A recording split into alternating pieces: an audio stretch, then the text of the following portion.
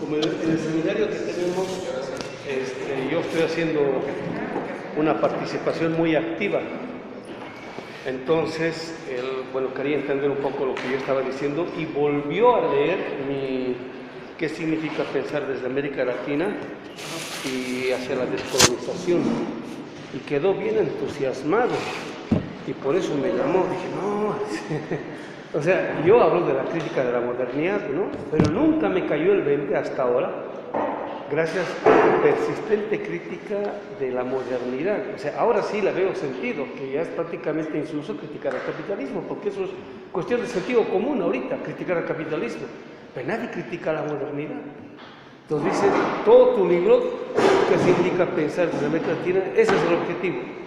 Cómo hacer el pasaje a la crítica a la modernidad, y ahora me ha quedado claro, dice. Entonces, parece que el miércoles va a empezar con eso, o sea, comentando lo mío, ¿no? Entonces me ha invitado, ahí vamos a tener un pequeño cara a cara ahí, ¿no? Ah, sí. Yo terminé de leer una de las entrevistas, una de las biografías de Marx, el día sábado justamente estaba, pero así. Pero ahora, como otro es el tema, o sea, estamos en 1857, 59, entonces tengo que hacer un giro. A ver, lo ponemos aquí.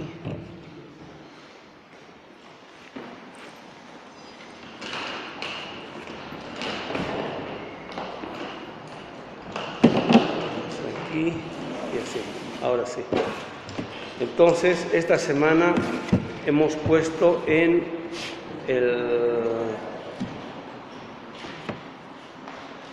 la página nuestra del curso una conferencia de Michel Lowy. ¿Lo ven? ¿Han visto? ¿Perdón? Eso es el romanticismo. Que hace unos 2 o 3 meses más o menos lo dictó en la escuela o universidad popular que tienen las madres y abuelas de la Plaza de Mayo. Entonces, y ahí expuso que la hipótesis que él está trabajando ahora. Nosotros nos enteramos de esta hipótesis en mayo del 2013. Yo siempre voy sacando mi cuaderno de apuntes, ¿no? Este es mi cuaderno del 2013. ¿No? Entonces aquí está las reflexiones a propósito de la exposición de Michel Lowy, mayo del 2013. Entonces, desde el 2013 que le escuché, Dussel lo invitó, él acababa de llegar, Dussel lo invitó para que diera una exposición sobre el tema que él eligiera, ¿no? Entonces él dijo, yo tengo mis apuntes, están en alemán, he traído sobre este tema que estoy trabajando ahorita. Entonces fue en caliente que él expuso el tema y me pareció muy, muy novedoso. Yo estaba trabajando en Marx de Hinkelhammer a fondo, ¿no? A fondo, muy metido. Entonces tomé notas y apuntes, y desde ahí también estoy persiguiendo yo esta hipótesis, que a mi juicio es novedosa, que no está ni en Dussel ni en Hinkelhammer, ¿no? Pero que lo estuvo trabajando Michel Lowy. La hipótesis es la siguiente. Lenin dice, y el marxismo del siglo XX, que las 3 fuentes o partes integrantes del marxismo es la economía política inglesa, el socialismo francés o la política francesa y la filosofía clásica alemana. Y todos han repetido como loros eso, ¿no? La hipótesis de Lowy es que el romanticismo europeo, no solamente alemán, sino europeo, de mediados fines del siglo XVIII y el siglo XIX, es otra fuente y parte integrante del pensamiento de Marx, tanto o más importante que la economía política inglesa, el socialismo utópico francés, por decir, o la política francesa, y la filosofía clásica alemana. Entonces dice, si se puede hablar de partes, en la versión del marxismo del siglo XX, gracias a Lenin, ¿no?, el 30% correspondería a cada parte, o sea, la economía política inglesa, la política francesa y la filosofía clásica alemana. Entonces, él dice, la parte relativa al romanticismo es por lo menos el 40%, o sea, desplaza y reduce las partes, las otras tres partes, por decir, ¿no? Por lo menos es el 40%. Yo creo que tienes razón, ¿no? Entonces él dice, donde más se puede ver la influencia del romanticismo en Marx es aquí, en los Grundrisse. Dice, mínimamente el 40 o 50% del tipo de argumentación que utiliza Marx para hacer la crítica del capitalismo es de origen romántico, ¿no? Bueno, ahora, ¿qué quiere decir eso?, ¿no?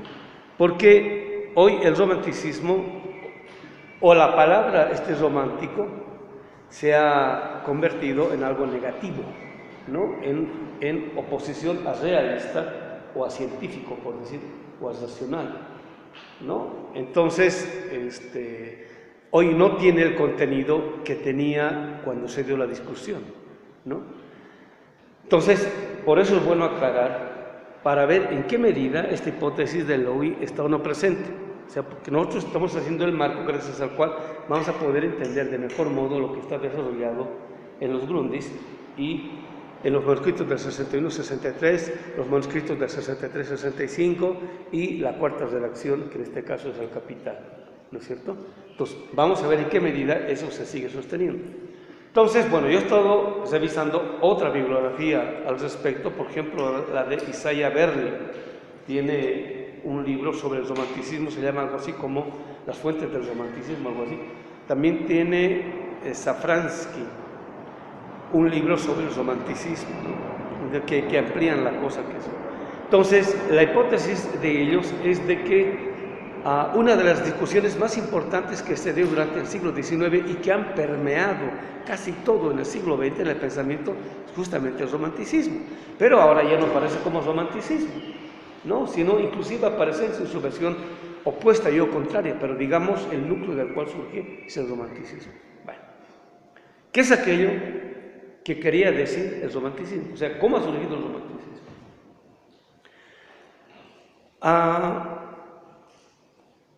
Cuando aparece el capitalismo en Inglaterra, ¿no?, esto se puede ver bien en las biografías sobre Marx. Yo les recomiendo, bueno, la clásica es la de Merrill, es la bien política, comprometida, etc., ¿no? Después de eso, hacer el pasaje a la de Blumenberg.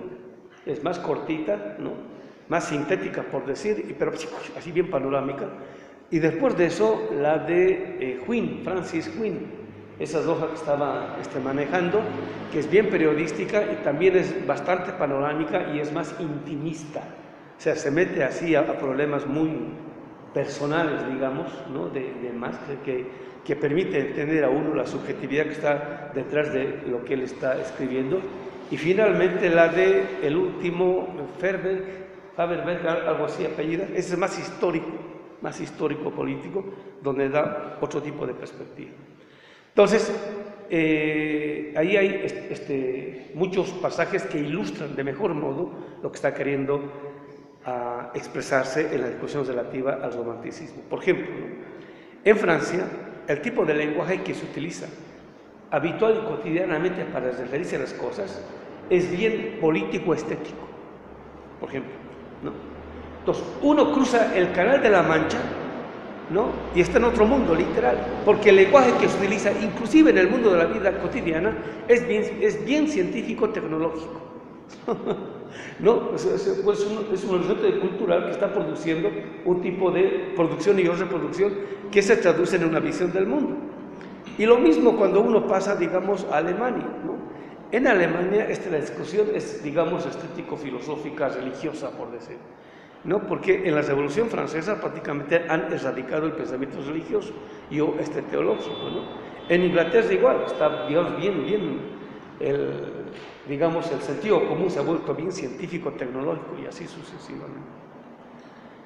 Entonces, al principio, cuando surge el capitalismo en Inglaterra, surge con un profundo optimismo. Y es un poco lo que en Francia se vive como el siglo de las luces. Es un profundo optimismo, porque realmente están viendo un cambio en la realidad. Ojo, hasta antes del siglo XVI, Europa era una periferia, literal, en el sentido total de la palabra, ¿no? Entonces, a partir del siglo XVII, ellos están empezando a ver, ¿no es cierto?, un cambio en Europa, ¿no? Y este cambio es positivo, ¿no? Es el contexto en el cual surge la filosofía, o mejor, la economía clásica, la economía política clásica, es optimista, ¿no? Pero en el siglo XVIII se empiezan a ver ya las consecuencias negativas, ¿no? Es decir, como una forma de vida, la medieval, o las bondades del mundo medieval de la vida, o lo bueno que había en el mundo medieval de la vida, ¿no?, que al principio se veía que podía ser compatible con el capitalismo o con la edad nueva, ¿no?, de pronto, en las consecuencias que está produciendo, se ve lo contrario. Empieza entonces una reacción crítica, cultural, al surgimiento del capitalismo. Y este es el contexto en el cual surge el pensamiento romántico. Porque la gente se está empezando a dar cuenta que lo que promete el capitalismo, por un lado no es cierto, y por otro lado, el costo que hay que pagar por el desarrollo, o por el desarrollo científico tecnológico, es muy elevado, ¿no? Entonces surge una reacción, y esta reacción se llama romántica, ¿no? O sea, por eso tiene otro tipo de contenido, eso es lo que hay que entender. ¿Cuál es el contenido? En esta reacción, ¿no?, se da exactamente en el contexto de la Revolución Francesa, en la cual, fíjense, en 1779 la Revolución Francesa. Después de ello viene la crisis, ¿no es cierto? Acontece, ¿cómo se llama?, el gobierno de Napoleón, en el cual se radicaliza burguesamente hablando la revolución, ¿no? Y se dan cuenta de que la única forma de que triunfe el proyecto burgués contenido en la Revolución Francesa es abriendo el mercado europeo, ¿no?, para el capital francés. Entonces, esa es la invasión. ¿Por qué? Porque la reacción medieval, por decir, monárquica, aristocrática, no simpatiza en absoluto con la Revolución Francesa. Entonces hay una confabulación entre el imperio austrohúngaro-alemán, los turcos y los rusos para derrotar a la Revolución Francesa, porque están atentando en contra de este tipo de orden. Porque el pensamiento burgués, ¿no?, es democrático, no es nada autoritario en el sentido de monárquico, ¿no? Entonces son dos formas de política que tienen su forma de producción de la riqueza, de privilegios, estatus, etcétera, etcétera, que están en contradicción. Entonces, por eso Napoleón sale a arrasar completamente, ¿cómo se llama?, Europa.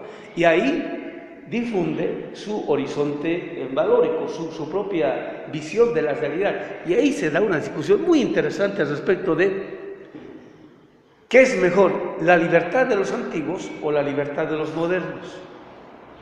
Por eso la discusión relativa al concepto de libertad aquí va a ser fundamental.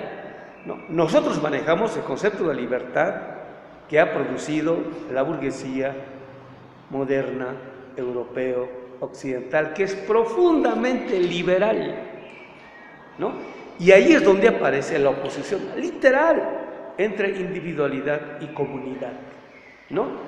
Y lo comunitario, yo común, empieza a ser denostado a costa de elevarse y o privilegiarse el estatuto del individuo y o lo individual.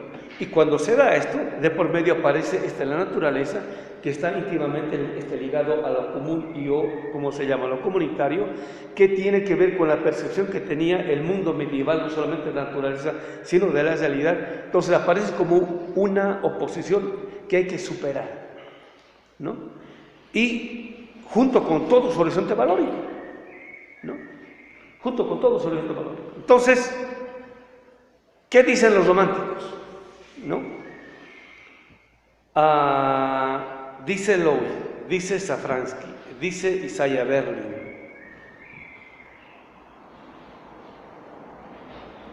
No recuerdo el otro alemán, judío alemán, Simmel. Dicen, ¿no? ¿Se acuerdan de esta colección pasado y presente del siglo XXI? ¿No? Esta contradicción pasado y presente es una contradicción propia del lenguaje con el cual se discute durante el periodo del romanticismo, ¿no? Es decir, ¿qué es mejor, ¿no? ¿El pasado o el presente? Es la discusión. Entonces, en función del sentido que se le da a la discusión, surgen dos tendencias: los románticos de izquierda y los románticos de derecha, ¿no? ¿Quiénes son los románticos de derecha? Heidegger era un romántico de derecha, por ejemplo. Heidegger es un crítico de la modernidad, ¿no? Inclusive del capitalismo, ¿no? En nombre del pasado feudal. Lo bueno es el pasado, no el presente que está anunciando el capitalismo. ¿Por qué? Porque el presente que está anunciando el capitalismo está destruyendo los valores correspondientes al pasado medieval, como el honor, por ejemplo, el valor, la verdad, la honestidad, la solidaridad, la simpatía. Son valores que está destruyendo el capitalismo. Está destruyendo valores relativos al pueblo, a la patria, a la homeland, etcétera, etcétera. Está destruyéndose el capitalismo, ¿no? Entonces, a cierta clase media o intelectual o ex nobleza en proceso de pauperización se dan cuenta que lo que está produciendo el capitalismo está mal. Entonces dicen, hay que volver al pasado. Pero el pasado en el cual ellos están pensando es el pasado feudal, ¿no? Ellos están pensando de que la monarquía, el gobierno monárquico es mejor que el gobierno democrático que están proponiendo los burgueses. Porque al principio es un poco lo que decía, la burguesía cuando surge son una bola de nacos, ¿no? Son ignorantes, no tienen buenos modales, aspiran a casarse con las hijas de los nobles para educarse, no solamente por cuestiones de posición social. No tienen, son como la izquierda de hoy, sin nacos, que sueñan con casarse con las hijas de los burgueses, ¿no? Entonces, ¿cómo se llama? Esta nobleza en proceso de pauperización se da cuenta, ¿no?, que tiene cultura, tiene formación intelectual, valórica, etcétera, etcétera, ¿no? Se dan cuenta que los burgueses que están surgiendo, se hagan de cuenta, ¿no?, respecto de los de las lomas, son puros de Tepito o de Iztapalapa, ¿no?, que quieren imponer la torta, ¿no?, etcétera, ¿no?, tortas y caguamas, ese tipo de cosas. Estos mexicanos hay que hablarse para que se entienda bien, ¿no? Entonces dicen, no, pues aquí hay que comer caviar, ¿no?, así champán, ese tipo de cosas, ¿no? Entonces, surge la crítica del presente, ¿no?, desde el pasado. El pasado que tienen en mente ellos, es el criterio para evaluar el presente es el pasado, ¿no? Y ojo, hasta el siglo XVIII no se tiene la idea de futuro que tenemos hoy. La idea de futuro que tenemos hoy es literal invención del romanticismo alemán, ¿no? Y esto lo dicen, digamos, los teóricos, ¿no? Esta idea de que el pasado es lo peor, estamos en el presente y el futuro es lo mejor, es una idea que no tiene más de 3 siglos, 2 siglos y medio, por decir. Paralelamente surgen los románticos de izquierda, y ahí es donde entra Marx, ¿no? A partir de la crítica fundamentalmente estético-literaria, pasa igual que en América Latina, ¿no? En el siglo XIX y en el siglo XX especialmente, los grandes críticos de la colonización no surgen de la filosofía y de la ciencia social, sino de la literatura. Y en el caso del romanticismo es similar, surge de la literatura, ¿no? Los críticos utilizan el medio literario o la literatura para hacer la crítica del horizonte valórico que está produciendo el capitalismo y o la modernidad, ¿no? Entonces surgen los románticos de izquierda. Los románticos de izquierda empiezan a sostener de que evidentemente el presente está mal, ¿no? Y dicen, y es cierto que el pasado ha sido mejor o es mejor que este presente. Pero cuando hablan del pasado, no están hablando del pasado medieval, sino que se van al pasado anterior al mundo medieval. Se van a la época, ahí es donde surge la discusión esta y por eso, ¿de dónde viene la palabra comunismo? ¿No? De lo común, ¿no? A la época del cristianismo primitivo. De ahí la palabra comunismo primitivo, ¿no? En el cual se vivía todo en común, se disfrutaba todo en común, se compartía todo en común, ¿no? O sea, del presente no se van al pasado medieval o feudal, sino que se van a un pasado anterior al pasado medieval. Y desde esa imagen del pasado evalúan críticamente el presente. ¿Sí se entiende? ¿Compañero? ¿No? Entonces, el criterio para evaluar el presente está en el pasado.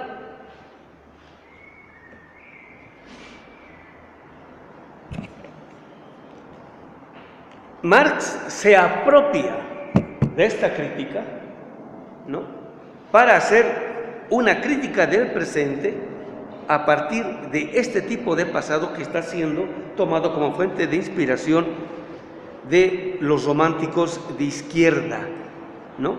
Y Marx en ese entonces, ¿no es cierto?, no está en Alemania ni en Francia, ya está bien instalado desde el 49, está bien instalado en, ¿cómo se llama?, en Inglaterra. Entonces, él se abreva no solamente de las fuentes del romanticismo alemán, sino también francés y también inglés, ¿no? En el ámbito de la literatura inglesa hay excelentes ejemplos, excelentes, y ahí abreva cualquier cantidad, y también de, ¿cómo se llama?, franceses. Por ejemplo, a quien ha leído mucho Marx es a un tal Honoré de Balzac, ustedes lo conocen mucho, ¿no? Algunos dicen de que en 1740-60 la obra de Rousseau es, digamos, algo así como una acta fundacional del pensamiento romántico. Después Herder, la obra pionera y o fundacional de Herder, relativa a la reacción romántica, por decir, también es fundacional, por decirlo. Entonces, es siempre una recuperación de todo aquello que se está perdiendo y que no se ha perdido del todo, que todavía pervive, especialmente en el área rural, donde todavía se mantienen relaciones comunitarias de vida, ¿no? Que es, digamos, cuanto más alejadas de los centros financieros están, es mejor, y más cuando llega a Inglaterra en el 49, al principio él llega, inmediatamente, bueno, estoy tratando de imaginar, no tiene dinero Marx, es decir, desde que sale de Alemania empieza su proceso de pauperización, ¿no?, de empobrecimiento. Cuando llega a Inglaterra, sigue el proceso de pauperización, pero todavía no está tan pobre que digamos, ¿no? Entonces, cuando llega, él llega a un barrio al cual están llegando cualquier cantidad de inmigrados, exiliados de la Revolución Francesa y de la Guerra Civil del 48 en Francia, que ha sido derrotada. Entonces, había mucha gente de Inglaterra, de Italia, de Alemania, etcétera, que iban a Francia a apoyar a los revolucionarios franceses en su lucha contra el capitalismo, ¿no? Entonces, como es derrotado eso, mucha gente sale al exilio y muchos llegan a Inglaterra, porque algunos no pueden volver a los Países Bajos, a Bélgica, Suiza, a Austria, no pueden volver, inclusive a Alemania, entonces se van a Inglaterra, que Inglaterra es más, ¿cómo se llama?, más liberal, por decirlo, ¿no? Entonces, más llega a esa zona, y esa zona, así tratando de imaginar un poquito lo que narran los biógrafos, digamos, estaría cerca del Zócalo, pero hacia Tepito. A una zona de esas llega Marx, ¿no?, digamos, relativamente pobre, ¿no? Entonces, como está cerca del centro, puede ir inmediatamente a la bolsa de valores, a la City, ¿no? Porque por un lado quiere hacer negocios, pero por otro lado quiere palpar el estado de la economía, ¿no? Y también quiere recaudar fondos para continuar con la lucha, etcétera, etcétera. Está en todo ese trance Marx. Entonces, ahí Marx, ¿no?, se empieza a dar cuenta la irracionalidad hacia la cual conduce la metrópoli o el tipo de forma de vida que está produciendo sistemáticamente el capitalismo, la gran cantidad de hacinamiento. Si en París, en Francia, ya aparecía eso, en Inglaterra ya es, digamos, gigantesco, digamos, que la cantidad de pobres y miserables, desarrapados, despreciados, que está produciendo sistemáticamente el capital, no solamente al interior de Inglaterra, sino, digamos, en Europa, y el tipo de inmigrantes, inmigrantes que están llegando exiliados ¿cómo se llama?, a Londres. ¿Sí se entiende? Entonces, empieza a apropiarse de esta Weltanschauung romántica para ver en qué medida se puede sostener de mejor modo el tipo de crítica sistemática que hay que hacer al capitalismo. Entonces, el romanticismo surge como una protesta en contra de la civilización capitalista industrial moderna, en nombre de valores precapitalistas y premodernos. Es una crítica del presente desde el pasado o en nombre del pasado. ¿Sí se entiende esto? Entonces, cuando llega la primera versión o la primera oleada de pensamiento socialista o comunista a América Latina, llega con este tipo de condimento, ¿no? Estoy hablando fines del siglo XIX.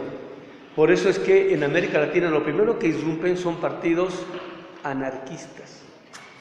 Pero aquí lo de anárquico es solamente de nombre, el contenido es romántico, ¿no?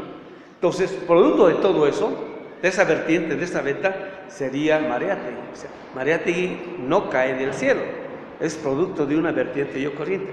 Pues justamente en una época en la cual, en el siglo XX, el marxismo positivista se ha impuesto, digamos, desde arriba, ¿no? Y ha venido con todo un paquete de argumentación, digamos, bien pesado, ¿no? En los Grundrisse, Marx dice, porque se da una discusión, ¿no?, en el sentido de si es mejor el pasado, ¿no?, que este presente, entonces volvamos al pasado. Entonces, que yo recuerdo, ¿no?, la afirmación insistente de Lowy durante su exposición, ¿no? No podemos volver al pasado, porque no podemos volver al pasado. Entonces, no tenemos que intentar volver al pasado. Y así su estilo. Y a mí eso me molesta, ¿no? Porque esa posición ya es bien moderna, por decir, ¿no? O sea, el pasado ya pasó, pues, ¿no? Es pretérito, intransitivo, así como esa cita que les leí, ¿no? El pasado se quedó en el pasado, listo. Ahora nos queda el futuro. Eso es bien moderno y eurocéntrico, ¿no? Entonces, termina su exposición y yo le hice una pregunta que más ropa, ¿no? Bueno, está bien eso de los románticos, todo eso. Ahora, ¿usted qué piensa? Usted. ¿No? Respecto de si se puede o no volver a paz. ¿Qué significa eso? Y ahí trató el de matizar, ¿no?, su posición. Pero 2 meses después, gente de aquí, de México, fueron entrevistados a París y se echó para atrás, ¿no? Entonces, sigue, digamos, la posición, ¿cómo se llama?, moderna, digamos, al interior. Dice Marx, lo mismo de ridículo es querer volver al pasado pleno que contentarse con esta vaciedad del presente, ¿no? O sea, bueno, porque no se puede volver al pasado, bueno, pues entonces contentémonos con esto, ¿no? Pero ojo, se está discutiendo el sentido, el significado de lo que es el pasado, ¿no? Y esto es fundamental para el discurso de la modernidad, porque en la medida en que se agota la posibilidad intelectual, política y cognitivamente de querer volver al pasado, entonces se produce la inversión de la realidad, en el sentido de que ahora lo peor es el pasado y lo mejor va a estar en el futuro. O sea, fíjense, ¿no? Es un poco lo que dicen los románticos alemanes. Tenemos que inventar el pasado, tenemos que reinventar el pasado para proyectarnos al futuro, ¿no? O sea, es producto de ese tipo de discusión. en la cual se produce, ahora sí, en sentido moderno, la visión del futuro como lo mejor, ¿no? Ahora el criterio del presente es el futuro. ¿Sí se entiende? ¿No? Entonces, a todo lo bueno que se le adjudicaba al pasado, ¿no? Durante la discusión romántica, en el mundo medieval, lo bueno, el criterio del presente, estaba en el cielo, ¿no? El discurso moderno, en el siglo XIX y fundamentalmente a principios del siglo XX, hace descender hacia el futuro. Entonces, ahora el criterio de lo bueno está en el futuro, ¿no? Y ojo, fíjense, es que son otras notas, no las traje ahora, ¿no? Es un escritor alemán que es, no recuerdo en este momento, el primero que aboga en el sentido de que, fíjense, hasta 1870 más o menos, no existía en el mundo europeo moderno capitalista la idea de identificar a lo nuevo con lo bueno. No existía. ¿Sí se entiende? No, ahora para nosotros el sentido común de que lo nuevo automáticamente es bueno. Si quieres algo bueno, búscate algo nuevo, ¿no? Y si quieres algo bueno, olvídate de lo viejo, no sirve, o del pasado. O sea, recién 1870, fíjense, ¿no? O sea, antes de eso, el criterio de lo bueno estaba en el pasado. O sea, a partir de 1870 recién empezamos a hablar de que lo bueno es lo nuevo, en este caso lo moderno, recién, o sea, tiene poco tiempo, ¿no? Entonces, bueno, ¿qué quiere decir esto? ¿No? Entonces, es el modo como se va a desarrollar este tipo de argumentación desde los Grundrisse hasta el Capital. En el Capital le aparece de modo más claro. Y ahora, con esta reflexión del concepto de tiempo como Pachacutic, se ilumina de mejor modo, ¿no? En el siguiente sentido, fíjense, lo mismo de ridículo es querer volver al pasado pleno, ¿no? Digamos, volver a la época primitiva, por decir, ¿no? Que contentarse con esta vaciedad del presente, o sea, que quedarnos en lo que estamos, ¿no? Entonces, ambos, políticamente, cuando se quieren producir estas relaciones éticas de justicia, no tienen sentido. Frente a esa disyuntiva, ¿qué hacemos? Ese es el problema. Y ese es el problema de los modelos ideales, ¿no? Cuando empezamos a leer ahora esto, ¿no es cierto? Lo primero que aparece justamente es eso, ¿no? El problema del individuo y del Robinson es un problema de modelo ideal. El problema de modelo ideal quiere decir, ¿cuál es el criterio que vamos a utilizar nosotros para evaluar qué es lo bueno para nosotros? ¿Qué es lo políticamente deseable? ¿Qué es lo humanamente realizable? ¿Sí se entiende? Es el criterio. El criterio está contenido en el modelo ideal, ¿no? Y desde el modelo ideal evaluamos si tiene sentido o no volver al pasado, si tiene sentido quedarse con el presente o apostarle todo al futuro. Es el problema que les decía de la tematización de la doctrina del concepto en relación con el problema del fetichismo. Entonces, una cosa es ingenuamente querer volver al pasado y otra cosa es tomar al pasado como criterio para evaluar el presente. ¿Sí se entiende? ¿Sí se entiende? No. Una cosa es querer volver físicamente al pasado, ¿no? Y otra cosa es tomar al pasado como criterio y o modelo para evaluar lo que estamos haciendo en el presente. ¿Sí se entiende? ¿No? Entonces, lo que hace el romanticismo de izquierda es hacer una reconstrucción hipotética del pasado para ver en qué medida eso que estaba en el pasado puede servir de ejemplo para transformar el presente que ellos están viviendo. O sea, sirve como un criterio y un modelo ideal. ¿Sí se entiende? En ese sentido gira la discusión el romanticismo de izquierda y ahí está ubicado Marx. Por eso esta discusión, aquí donde aparece de modo más pleno, la discusión relativa a lo que es sociedad y o comunidad. En Marx, aquí no está nada claro, pero ahí se ve la tensión. Donde empieza a aclararse es en la segunda edición del tomo 1 del Capital, producto de la Comuna de París, que es en 1870. ¿No? Estamos en 1857. Hasta 1870 son 13 años, ¿no? Y en 1873, en la segunda edición del tomo 1 del Capital va a retomar Marx la discusión que le va a acompañar el resto de su vida hasta la discusión con los populistas rusos hasta su muerte. ¿Qué es más deseable, la comunidad y o la sociedad? ¿Cómo rescatamos ese problema? En parte gracias a la discusión con el romanticismo. Si yo quito la discusión relativa al romanticismo, ¿no?, como marco categorial de la discusión relativa a la obra de Marx, me quedo sin esa discusión. Y eso es lo que le pasó al marxismo del siglo XX. ¿Sí se entiende, compañeros? O sea, por eso es que uno se relaciona con los textos con marco categorial. Si no tengo marco categorial, aunque esté en el texto, no lo veo. ¿Sí se entiende, compañeros? Así los veo medio medio montoy. Entonces, ¿qué significa la afirmación? No se puede volver al pasado, ¿no?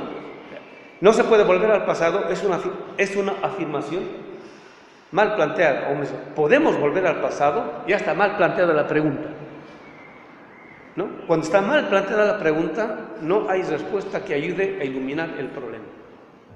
Lo primero que hay que aclarar es, ¿no es cierto?, ¿qué significa el pasado? ¿No es cierto? ¿No? Y eso es en relación al presente y ahora en relación al futuro, ¿no es cierto? Entonces, esa discusión de carácter ontológico no en el sentido espacial, en el sentido temporal, hay una concepción del tiempo presupuesta acá. Esta dialéctica, pasado, presente, futuro, que va a ser explícito en la tematización del principio de esperanza en Bloch. ¿Sí se entiende? O sea, siempre nos movemos al interior de esa tensión. No es que el pasado esté en el pasado, y el futuro esté en el futuro y no estamos en el presente, no, sino que condición humana es movernos al interior de esa tridimensionalidad. Esa es la tensión humana, ¿no? Es decir, hay un modo como el pasado determina nuestro presente y hay un modo como el pasado determina nuestro futuro. Pero hay un modo como el pasado determina nuestro presente y nuestro futuro, nuestro pasado, etcétera, etcétera, ¿no? O sea, toda determinación no solamente determina, sino que ha sido determinada, ¿no? Veamos el presente desde la perspectiva del pasado, veamos el presente desde la perspectiva del futuro, pero también veamos el futuro desde la perspectiva del presente y del pasado, y así sucesivamente. ¿Sí se entiende? ¿No? Pero así como hay un romanticismo de izquierda y de derecha, hay un romanticismo reaccionario y un romanticismo revolucionario, ¿no? O sea, entre los izquierdistas hay gente reaccionaria, pues, digamos, los que se lanzan a la lucha sin ningún tipo de programa, proyecto, análisis de coyuntura, etcétera, etcétera, ¿no? Entonces, ¿qué querría decir aquí? Y es el modo como habría devenido la discusión del romanticismo en pleno siglo XX, ¿no? Cuando, por un diagnóstico del pasado, o sea, se evalúa el pasado, ¿no? Se afirma que lo único que nos queda es el presente, ¿no? Es que en el pasado todo era malo, ¿no?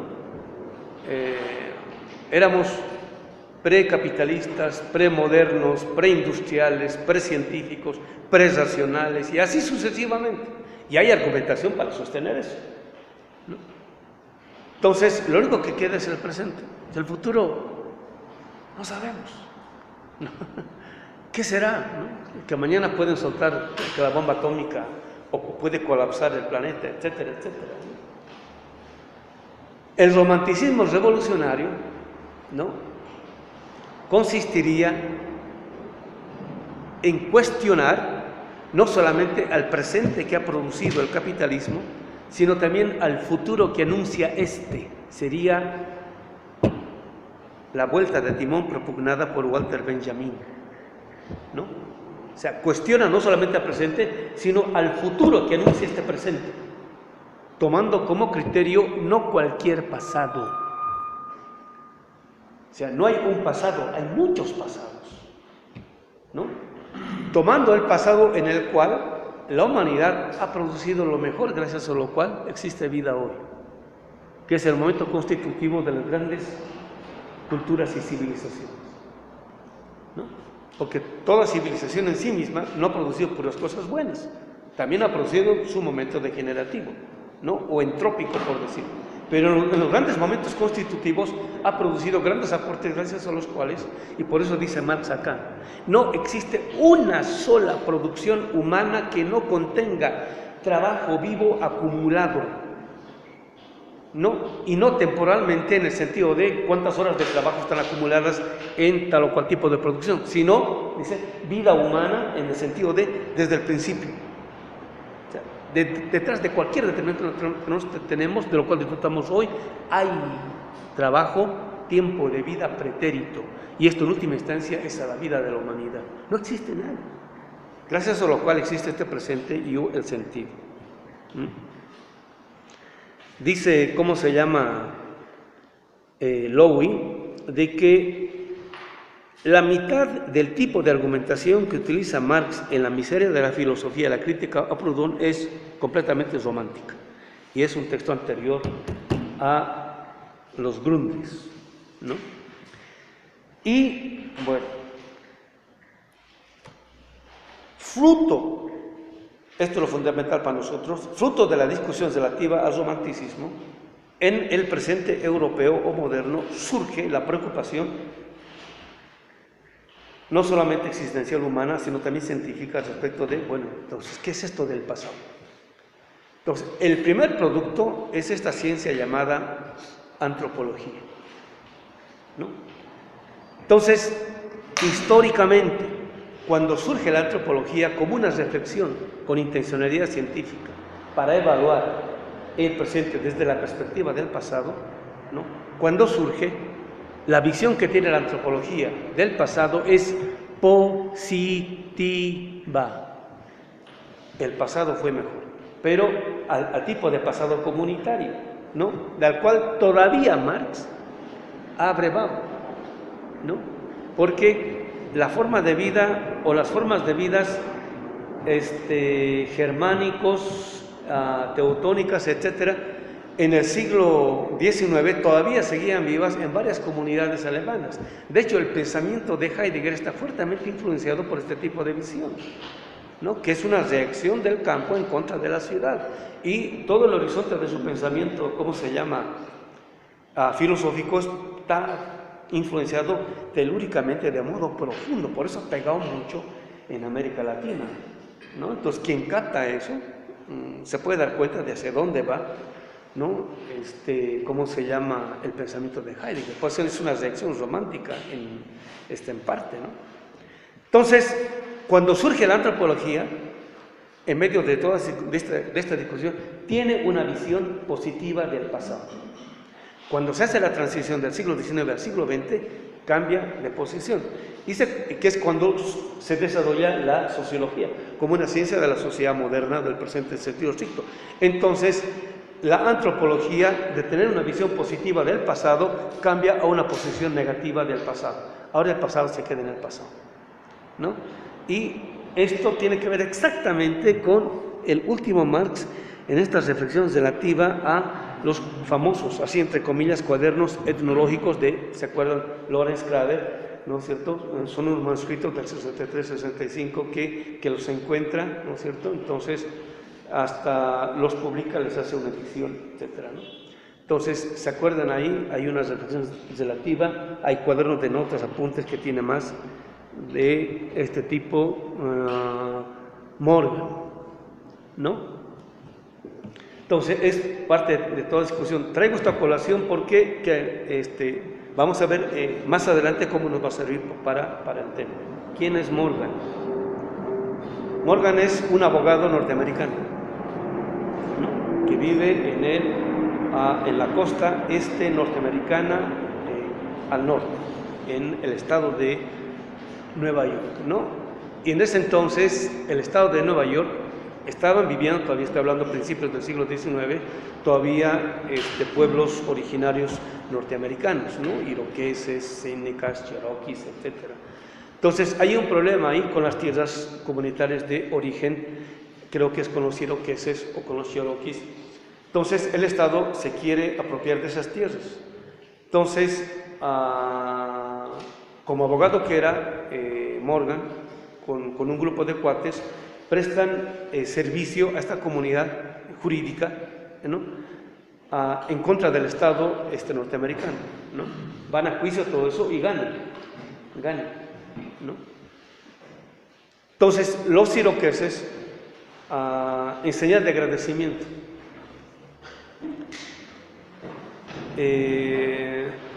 lo nombran a Morgan como un hijo, como un iroqués más, ¿no? Como un cherokee más, un seneca más. Lo nombran, lo embisten, le dan autoridad y le dan lo máximo que ellos pudiesen dar, ¿no? Dar lo de ellos, lo propio. Y le dicen, en agradecimiento te vamos a enseñar, explicar nuestra forma de vida. Quiénes somos, cómo somos, etcétera, etcétera. ¿No? Se abren, o sea, se desnudan, se muestran en toda su interioridad, ¿no? Así vivimos, de este modo, pensamos así, Inmediatamente notas, ya están empezando a aparecer otro tipo de bibliografía al respecto, empieza a comparar, y fíjense, son seres humanos o comunidades o pueblos de su tiempo. Entonces él, ¿no es cierto?, se está empezando a dar el giro, ¿no?, del presente en detrimento del pasado hacia el futuro, ¿no? Exactamente donde se está produciendo este tipo de concepción. Están en el presente y él los despacha al futuro. Entonces dice, al pasado. Entonces él dice, así es como debimos haber sido los seres humanos hace siglos. Están en el presente y los despacha al pasado. Esto pongo, ¿cómo es que al presente nosotros en el presente lo podemos despachar al pasado como si estuviese en el pasado? Se quedó en el pasado, pero está en el presente. Esto es, el concepto de pasado es una categoría para organizar de un modo la realidad. ¿Sí se entiende? ¿No? Y en el presente agarramos a cierto tipo de grupos y los despachamos para el futuro. Estos están en el futuro. Entonces, este es el criterio en el sentido del cual nosotros debiéramos ser, ¿no? Entonces, lo que las notas que toma Marx es justamente, ha hecho el diagnóstico del capitalismo, del capital, que es aquello que produce el capital, ¿no? Ya hemos dicho, ¿no es cierto? Nuestra hipótesis es que no solamente produce mercancía, sino que produce subjetividad humana. En este caso produce sociedad, ¿no? Es la producción por excelencia, produce un tipo de consumo, gracias al cual se reproduce subjetivamente el capitalismo para producir objetivamente su tipo de realidad, lo que llamamos sociedad moderna. Es la producción por excelencia del capitalismo. Entonces, si esto es así, ¿qué es aquello que está más allá? ¿Qué es aquello que puede estar más allá del capitalismo? Entonces, Marx está empezando a apuntar a que el criterio que vamos a tener para ir más allá del capitalismo, o sea, de la sociedad moderna, está en el pasado, está en la forma de vida comunitaria. Lo está tomando como criterio, como ejemplo. ¿Sí se entiende? Que es donde el tipo de relaciones solidarias, éticas, justas, están, no solamente están presentes, sino que son forma de vida, que es destruido sistemáticamente por el capitalismo y ahora justificado, no solamente por la economía, sino también por la sociología y la antropología. ¿Sí se entiende? O sea, estoy mostrando el modo cómo es que se produce, es el tema por el cual empieza esta reflexión. ¿Por qué es que el capitalismo empieza con el tema de la producción? Los grandes textos de la economía política clásica, los grandes teóricos de la economía clásica, el capitalismo, empiezan por el problema de la producción. O sea, ¿por qué empiezan por el problema de la producción? Lo que está detrás, ¿no es cierto? Y por eso dice Dussel, ¿no? Inmediatamente el problema de la discusión relativa a la esencia en Marx es fundamental, ¿no? El problema relativo a la esencia es el siguiente. Vamos a suponer que esta es la realidad, ¿no es cierto? Aquí aparece el fenómeno. Esto es lo que está discutiendo la economía política inglesa y también francesa.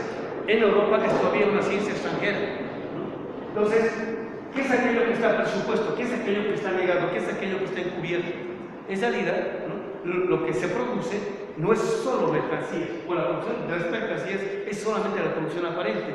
Lo que es en el plano esencial se está produciendo, ¿no?, realmente es una forma de vida, en este caso un tipo de subjetividad, o sea, un tipo de humanidad, empezando por el individuo, o sea, y exactamente vamos a empezar por eso. Él dice, aparentemente, en apariencia, supuestamente, o sea, todo el mundo empieza con el individuo, y parece que es algo que ha caído del cielo, que siempre el ser humano desde el principio fue individuo. Falso, es algo que se produce, está empezando a insistir sistemáticamente. O sea, Marx está empezando a insistir de que el individualismo del individuo es una producción del presente capitalista, ¿no? O sea, en ese sentido, el capitalismo es constitutivamente liberal. Si es así, ¿por qué es que el marxismo del siglo XX, la izquierda del siglo XX, ha seguido siendo y sigue siendo hasta el día de hoy liberal? ¿Por qué? Porque no se da cuenta de esta crítica que está haciendo Marx. ¿Sí se entiende? ¿Por qué? La hipótesis, ¿no es cierto?, han leído El Capital desde el ámbito de lo fenomenológico, como si fuese un texto de economía, como si el problema central de El Capital fuese, en sentido estricto, la producción de mercancía, de dinero y de capital. Es la hipótesis que vamos a soltar, ¿no?, es que eso es solamente el fenómeno, la apariencia. No han hecho el pasaje, dice Dussel, al fundamento, y yo la esencia. ¿Sí? Eso es lo que está produciendo a cada momento, ¿no? Para que se sostenga esto, tiene que producir esto a cada momento. Si no tengo categorías filosóficas, no se entiende. Y aquí entramos a la discusión relativa al marxismo en el siglo XX. ¿Para qué ha servido la discusión relativa al Marx joven y al Marx maduro, ¿no? El Marx joven, el filósofo; el Marx maduro, el científico. ¿Sí se acuerdan? ¿No es cierto? ¿Para qué ha servido? ¿No? Ha servido, en última instancia, estoy hablando de las consecuencias, ¿no? Como el Marx maduro ha hecho ciencia y no ha hecho filosofía, entonces ese argumento ha servido para quitar a Marx de las facultades de filosofía. Y se ha quedado en poder de los cientistas sociales. Cuando se ha quedado en poder de los cientistas sociales, el concepto que de ciencia está detrás del manejo que los cientistas sociales han hecho del capital de Marx, se ha quedado y se queda en el ámbito del fenómeno, ¿no? Entonces, los cientistas, los marxistas, con formación marxista, científico-social, por decir, al quedarse en el plano fenoménico, han descuidado este tipo de tematización, porque no tenían categorías, ¿no? Hay que tener formación filosófica como para poder saber detectar y distinguir qué tipo de problema está contenido en aquello que Marx está describiendo o enunciando en el plano fenoménico. Tal es así que ahora, actuales lectores del Mega, es un poco lo que digo, ¿no? Economistas, cientistas políticos, Lancaster University. Marx es filósofo hasta 1863, porque es la última vez que cita a un filósofo. Marx es filósofo hasta el día de su muerte. Pero nosotros no nos vamos a quedar ahí, nosotros vamos a ir más allá. Marx hace teología hasta el día de su muerte, ¿no? Pero teología profana, que es distinto, ¿no? Es la crítica del fetiche, llamado no solamente capital, sino ahora decimos modernidad. Es el gran mito, es el gran tótem, ¿no? ¿A quién se está criticando sistemáticamente? Entonces, cuando el marxismo se queda en el ámbito del fenómeno, solamente critica el capitalismo.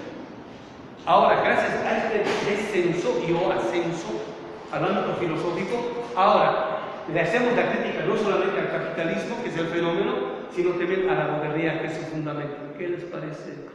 Es lo que estábamos, Dussel estaba entusiasmando el día viernes, que me llamaba. Ahora sí entiendo bien la pertenencia de la crítica que estamos haciendo. Y el día domingo tuve la posibilidad de hablar también con Hinkelamer y le estaba platicando esta hipótesis. Totalmente de acuerdo. Sí, cuando el marxismo le hace la crítica al capitalismo y se queda ahí, se queda en el ámbito del fenómeno. O sea, le hace cosquillitas al capital. Y por eso se ha seguido reproduciendo. Entonces, ahora con Marx vamos a hacer el descenso al ámbito de la crítica del fundamento, ¿no? Con sus categorías filosóficas. Vamos a criticar la modernidad. Criticando la modernidad desfondamos al capitalismo y al socialismo real del siglo XX. ¿Qué les parece? No solamente nos aparece un Marx del siglo XXI, sino que ahora nos aparece un más allá de la modernidad. Nuestras hipótesis cada vez están sosteniendo de mejor modo. ¿Sí se entiende, compañeros? Ahora sí, ya puedo pasar. Es que aquí los compañeros hacen preguntas y, ¿cómo se llama? Se orientan de otro modo. Es un compañero de Colombia que nos está visitando. Esta y la siguiente sesión, ¿no ves?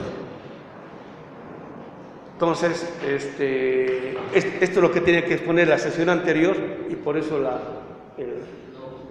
el artículo de Michel Louis, ¿no?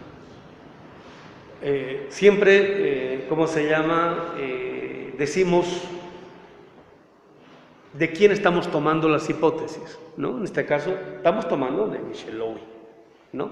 Pero con él hemos agarrado la sospecha, pero vamos nosotros en otro sentido, ¿no? En mi opinión, modesta por supuesto, Louis sigue atrapado al interior de la modernidad. No tiene criterio para ir más allá todavía, pero ha descubierto el tema. Yo, digamos, lo tomo, ¿no? Y lo reconozco y siempre lo voy a citar, como dice Michel Louis. Y cuando publica el texto, o sea, su librito, yo lo voy a citar todos, pero lo nuestro va más allá. ¿Sí se entiende, no? ¿Qué papel juega en la comprensión del fenómeno, o sea, del capitalismo como fenómeno de la modernidad, e incluso de la crítica a la modernidad, el papel geopolítico en que han estado las experiencias socialistas realmente existentes? Sí, bueno, aquí el problema sería el siguiente, ¿no? Cuando yo tengo una visión de la realidad solamente desde la perspectiva del fenómeno, pues así sería, vamos a poner aquí, visión de la realidad, que en sentido artístico sería una geopolítica, ¿no? Cuando yo tomo la geopolítica de la modernidad, o si ustedes quieren, del grupo de los 7, esos son los que tienen la hegemonía, el poder, etc. Y ellos producen una visión de la realidad, que ha tematizado bien, es Semelman, el último Semelman, antes de fallecer, ¿no? Cuando yo identifico a la realidad con la visión que ellos tienen de la realidad, está atrapado. No hay salida, ¿no? Entonces, al interior de estas reglas del juego, yo voy a tratar de mover, digamos, las piezas, pero siempre de modo subordinado. Este ha sido el problema en el cual han caído, por un lado, el BRICS,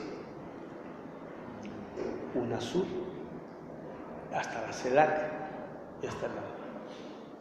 ¿no? O sea, creen que la visión de realidad que ha producido el capitalismo como fenómeno es la realidad. Entonces, nosotros necesitamos tener otra visión de la realidad. Necesitamos otra geopolítica. Es un poco lo que decía en la lección inaugural. Nosotros necesitamos tener otra comprensión de la historia. ¿Sí se acuerdan? ¿Sí? Si no tenemos esa otra comprensión de la historia, caemos atrapados al interior de la comprensión que de la historia y la realidad tiene el capitalismo. Entonces, necesitamos tener otro tipo de geopolítica. Por eso hablamos de una posible descolonización de la geopolítica moderna. Yo lo dije en una reunión en Venezuela en 2010 más o menos. Nadie me tiró bola. Que todavía no era premiado y tampoco tenía también el argumento bien desarrollado, etcétera, etcétera. Bueno, ahora supongo que van a dar más bola al respecto, ¿no? Pero este tiene que ver con esto. Pero el problema es más complejo todavía, ¿no? Pero digamos, ya se está empezando a entender. ¿Está bien? Bueno, pues ahora sí volvemos al texto de... Los economistas marxistas, por lo menos que yo conozco, pues nunca consideraría que se quedan en el fenómeno, sino que van a la esencia, y por eso está todo el trabajo, son las categorías que tratan de desarrollar desde lo que ellos llaman la esencia hasta lo que llaman la apariencia de los fenómenos, los precios de mercado, la oferta y demanda, que son tonterías comparado con la esencia que es el trabajo. Pero usted estaría diciendo pues, que estos se quedaron en la mercancía, el dinero, el capital, y no han entendido la esencia. Digamos que la teoría de la roca baja sería la esencia, ¿no? Sería parte del fenómeno. Sí, que la forma de la tematización, Sí. ¿no? El problema está en la forma de la tematización, ¿no? Porque es un poco lo que dice Marx, ¿no? Yo puedo querer tematizar esto mismo, de modo fenoménico o de modo esencial, ¿no? Tematizo esto de modo fenoménico cuando en la tematización de esto yo no tomo en cuenta lo que está presupuesto en esto siempre y que no se ve en primera instancia, y segundo, que no se puede cuantificar, ¿no? O sea que no es posible de ser tematizada, analizada cuantitativamente hablando o con el marco categorial del pensamiento científico estándar, ¿no? Entonces, esta discusión por primera vez aparece con Jindřich Eleni. Él es el quien explícitamente plantea el problema. Dice, ¿no? Las ciencias modernas, en este caso la economía burguesa, por decir, desarrolla su tematización relativa a la producción en privilegiando solamente la dimensión cuantitativa o calculable, ¿no?, de la realidad, y descuidando completamente la dimensión cualitativa o valórica de la realidad. Y al marxismo le llega esto vía Weber y con los padres fundadores del marxismo. El primero de ellos, Lukács, gran alumno de Weber, cuando Weber hace esta distinción entre juicios de hecho y juicios de valores, a partir de la racionalidad teleológica instrumental, ¿no? Toda su argumentación es en contra del socialismo, ¿no?, para afirmar el capitalismo. O sea, eso es racional. ¿Por qué? Porque puede ser tematizado de modo cuantitativo, puede ser empíricamente verificado de acuerdo a los criterios de, digamos, la ciencia social estándar, ¿no? Pero, por eso nuestra lectura de la historia de la ciencia, esta que les decía de Arthur Koestler, por ejemplo, ¿no? Arthur Koestler dice